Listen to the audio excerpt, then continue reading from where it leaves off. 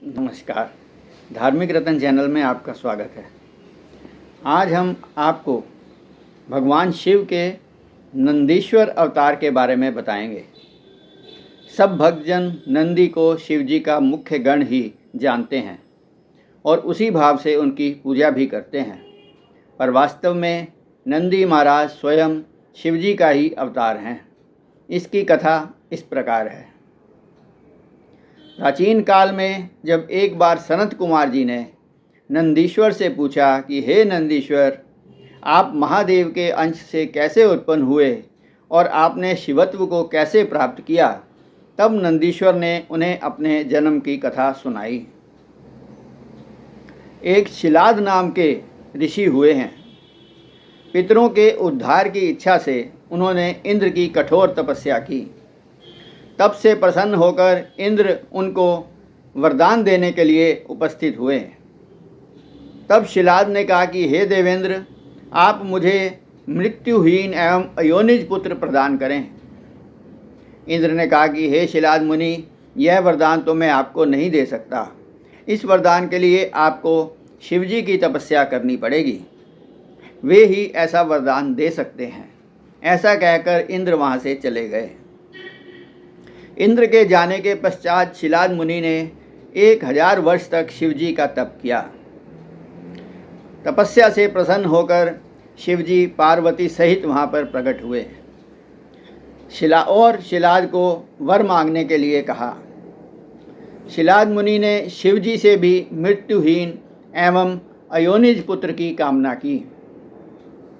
तब शिवजी ने कहा कि ये संसार में मृत्यु अवश्यम भावी है, अतः मैं स्वयं ही तुम्हारे यहाँ नंदी नाम से अयोनिज पुत्र के रूप में उत्पन्न होऊंगा और हे शिलाद मुनि, तुम्हें त्रिलोकपति शिवजी के पिता होने का सौभाग्य प्राप्त होगा।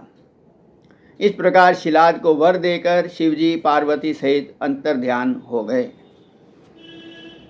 तब शिलाद मुनि ने आश्रम में आकर अन्य मुनियों को यह समाचार सुनाया तो वे सब बहुत ही प्रसन्न हुए। कुछ समय पश्चात शिलाद मुनि यज्ञ करने हेतु यज्ञ भूमि को जोत रहे थे, तो उसी समय शिव आज्ञा अनुसार वहाँ उनके पुत्र के रूप में दीप्यमान एक बालक प्रकट हुआ। उस समय देवताओं ने फूल बरसाए। स्वयं नंदी कहते हैं कि हे सनत कुमार जी, उस समय मेरा स्वरूप प्रलय काल की अग्नि के समान प्रकाशित, त्रिनेत्र, चतुर्भुज, जटा मुकुटधारी एवं त्रिशूल आदि शस्त्रों से सुसज्जित था। मेरा ऐसा रूप देखकर शिलाद मुनि ने कहा कि हे सुरेश्वर, आपने इस रूप में मुझे महान आनंद दिया है, इसलिए मैं आपका नाम नंदीश्वर रखता हूँ। अतः इसके पश्चात वे मुझे अपनी कुटिया में ले गए। वहाँ जाकर मैंने मनुष्य शरीर धारण कर लिया। नंदी ने फिर आगे कहा कि शिलाद मुनि ने मुझे बहुत ही स्नेह किया एवं मेरे जात कर्म आदि संस्कार किए।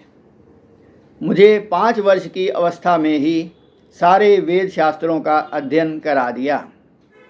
7वें वर्ष में शिवजी की आज्ञा से मित्रा वरुण मुनि मुझे देखने आए और बोले, इतनी छोटी आयु में इतना शास्त्रों का ज्ञान हमने नहीं देखा, परंतु यह बालक 8 वर्ष की आयु तक वाला ही होगा।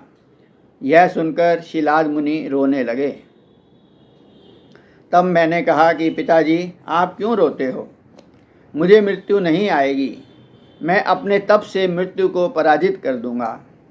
ऐसा कहकर मैंने पिता के चरणों में प्रणाम करके वन की ओर चला गया। वहाँ जाकर मैंने श्रेष्ठ मुनियों से भी दुष्कर तप प्रारंभ कर दिया। मैं सदा शिवजी के ध्यान में मगन रहता और रुद्र मंत्र का जाप करता रहता। तब एक दिन सदाशिव पार्वती सहित वहाँ पर प्रकट हुए और बोले, हे शिलाद नंदन, मैं तुम्हारे तप से संतुष्ट हूँ, तुम वर मांगो। तब मैंने दोनों हाथ जोड़कर उनकी स्तुति करने लगा। तब शिवजी ने मेरे हाथ पकड़ करके कहा और मुझे स्पर्श किया और बोले, हे वत्स, तुम्हें मृत्यु कभी नहीं आएगी, तुम तो मेरा ही स्वरूप हो। उन दोनों मुनियों को मैंने ही तुम्हारी परीक्षा लेने के लिए भेजा था।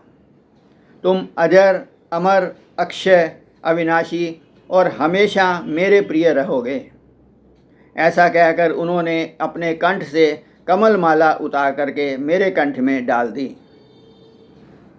वह माला पहनते ही मैं 3 नेत्र वाला 10 भुजा वाला मानो दूसरा शिव का रूप ही हो गया।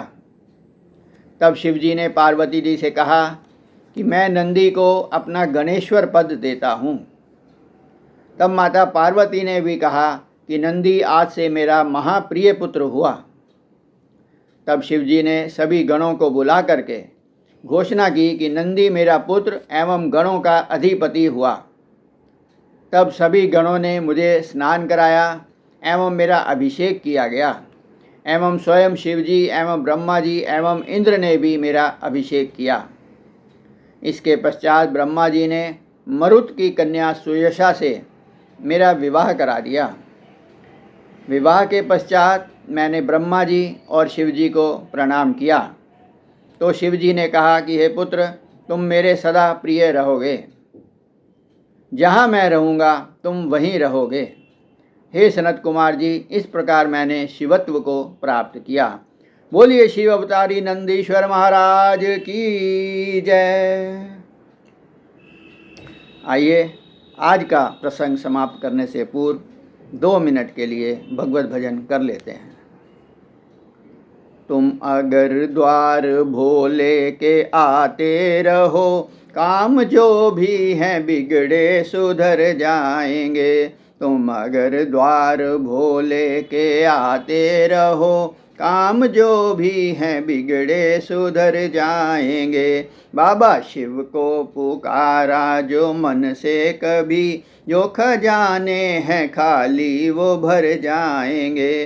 बाबा शिव को पुकारा जो मन से कभी, जो खजाने हैं खाली वो भर जाएंगे। तुम अगर द्वार भोले के आते रहो, काम जो भी हैं बिगड़े सुधर जाएंगे।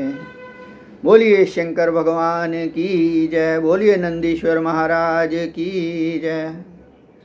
धन्यवाद।